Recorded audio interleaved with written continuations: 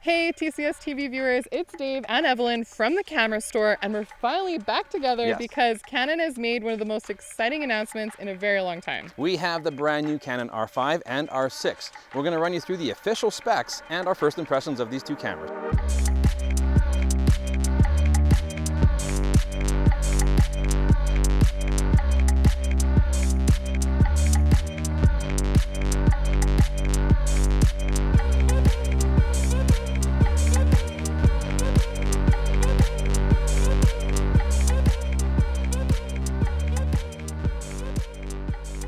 When Evelyn and I were deciding who's going to shoot what camera for this episode, I opted for the R5 with its brand new 45 megapixel sensor. I find that extra resolution intoxicating. Now, what's really impressive, this camera can shoot 45 megapixels at 20 frames a second in electronic shutter, 12 frames a second in mechanical. And above that, it's an image stabilized sensor that gives you up to 8 stops of stabilization. The other reason I chose the R5 is its high resolution viewfinder. It's 5.76 million dots of resolution, and I haven't even started talking about the 8K video. I have absolutely no issue with Dave taking the EOS R5. He always likes to go for the high resolution, but I love looking at cameras that have really good value proposition, and the EOS R6 is no exception to this. Although it does have the lower resolution full frame sensor, 20 megapixels, it has a lot of really great features. And so one of the things that I'm so excited that Canon has finally done is put that in-body image stabilization in both cameras. So it's the exact same 5-axis image stabilization system that Dave has in the EOS R5. The other thing that's the same is the frame rate. So you can shoot 20 frames per second, just like the EOS R5, or 12 in mechanical. It has a lot of the same technical features that the EOS R5 does, but in a lower resolution option. The other thing is that this camera has a lower resolution EVF, and so the electronic viewfinder is 3.69 million dots. And so it's on par with a lot of other electronic viewfinders that we've seen, but with a nice fast refresh rate of 120 frames per second. This camera also lags behind in terms of video compared to the EOS R5. The EOS R5 is very impressive with 8K resolution. This camera shoots 4K 60, which is excellent, especially being image stabilized, or it can shoot super slow motion at 120 frames per second in full HD. New sensors, image stabilization, none of this matters if the autofocus performance isn't there. Now, we saw with the original EOS R that the focusing wasn't great when it first was launched. No, it was pretty bad.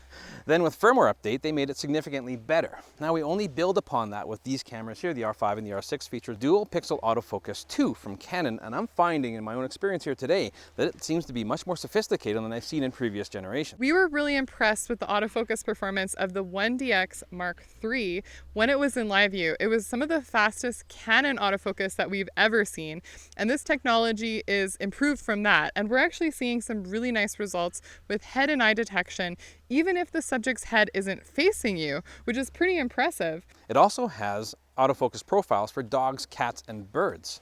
We have a lovely doggy named Heidi with us today, and so we've been shooting lots of samples of her, and we're seeing it work really well with the dog detection. I suspect that it will work with other types of animals too, like we've seen with other cameras that have animal detection, but I think we need to go to the zoo again and check it out with some more exotic species. The biggest headline on the R5 is the ability to shoot 8K video raw internal to the camera.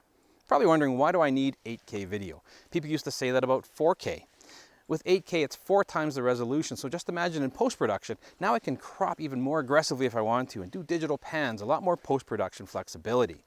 Keep in mind that 8K RAW is an absolute beast when it comes to resolution, and the data rate proves it. You're looking at about 3 minutes for a 64 gig card. The R5 will shoot 8K video at up to 30 frames per second. Now that generates a lot of heat, and there's no separate cooling fan on this camera, so you will be limited to 20 minutes of record time. Now when it comes to 4K, we have a 29:59 limit, and we have a lot of options in 4K. Although the EOS R6 isn't the 8K capable camera, it is still an extremely awesome video tool. This can shoot in 4K 60p, which we would have been extremely excited about not that long ago.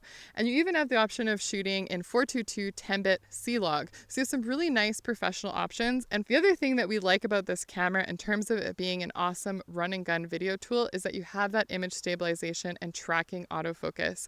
This gives you the option to shoot without a monopod and shoot everything handheld. It'd be an awesome event video camera or something for high-end vlogging. It has a fully articulating screen, and it has most of the ports that we want. We have a headphone jack, a microphone jack, and a micro HDMI port.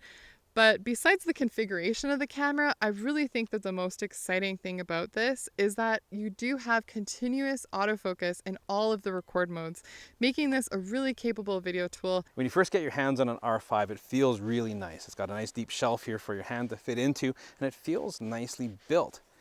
The big difference that we're going to see no longer is that multifunction bar, which some people loved, but most people hate it. Now we have the joystick, which is back, and everybody's quite happy about that. This side of the camera, finally, we have dual memory cards on the R series of cameras. The R5 features a CF Express card, and you're going to need that if you're going to be recording 8K video. We also have a fully articulating screen, and they've moved the N3 port to the front of the camera now instead of the side. We've been walking around today and experiencing all kinds of weather, including some rain. Now, I have no trouble with this camera, being that it's fully weather sealed to the same level that the 5D Mark IV is. Now, walking around with this camera, I'm really enjoying the experience with this. And they've put a lot of professional touches into this camera, things like voice memo, which was used to be exclusively for their 1 series cameras. I'm really liking the feel of the EOS R6. This camera feels more like a DSLR. It's substantial in the hand, and I like some of the changes that they made with the new cameras compared to the EOS R. One of them that you'll notice that's different compared to the EOS R5 is that this camera doesn't have the top LCD panel where it shows all your settings. It also has more of the classic mode dial on the top of the camera, and all of the other dials are in similar positions that you'd see on Canon DSLR cameras. I like that about this. Everything feels solid and rugged, and this definitely feels like a high-end, good quality camera. In terms of battery performance, we do have new batteries in these cameras. It's the LPE6NH batteries, and it is backwards compatible with the older batteries as well. So if you have a 5D Mark IV, an EOS 6D Mark II, or an EOS R, then all of those batteries will still be compatible. However, the new battery has a 14% increase in battery performance. And so I would stick with those batteries if you can, because the mirrorless cameras, they do chew through battery really fast, especially if you're shooting 4K video. The other thing to keep in mind is that you are able to power through the USB-C port. However, you do have to get a power delivery unit. Canon recommends, of course, their proprietary one, but I know from the EOS R, we were able to get our MacBook Pro charger to charge up that camera. So I'd assume that you can do the same with these cameras, although I haven't had a chance to test it yet. So I think it's pretty safe to say that we're impressed with a lot of the features that Canon has put out in these cameras. There are, of course, still going to be some questions. These are pre-production units that we've had for a very brief time, but so far it's looking good.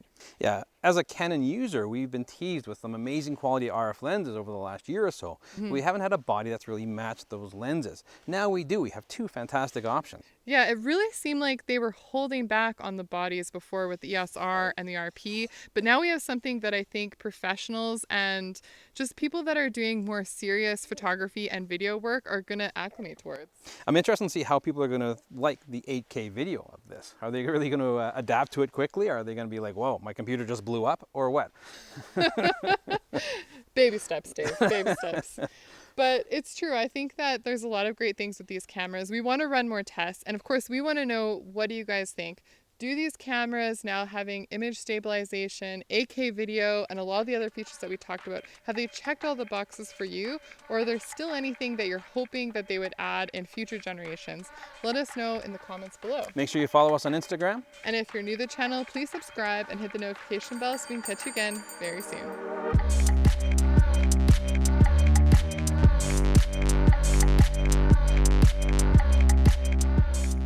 While I still have you here, if you want to check out our latest review, click up here. If you want to shop the latest gear that we've used in this video, click down here.